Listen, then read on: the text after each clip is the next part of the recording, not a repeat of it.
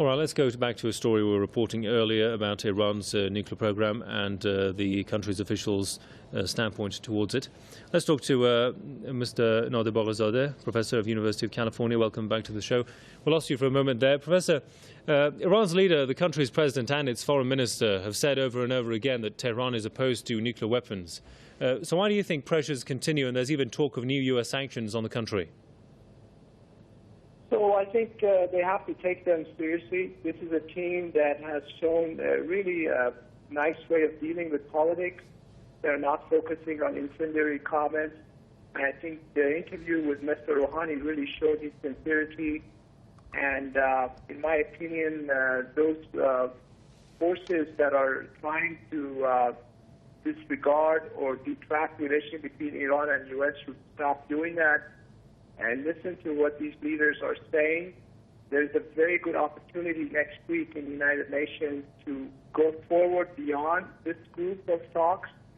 Basically, reciprocity from the U.S. side in showing goodwill. I think there has been some goodwill so far, but talk of additional sanctions definitely will derail this process, and it will weaken Mr. Rouhani back at home. So I think it's a very delicate discussion. And I'm hoping that Mr. Zarif is going to be super busy talking to officials from that are responsible for handling this case and move the file forward in a positive way. This is the time that everybody has been waiting for. So do you expect Iran's nuclear case to be closed anytime soon as a result of the interaction between Iran and the Western Party? Or do you think it will still be a long procedure? I think it would be a long procedure. I don't think it will happen very quickly. There are many, many issues on the table.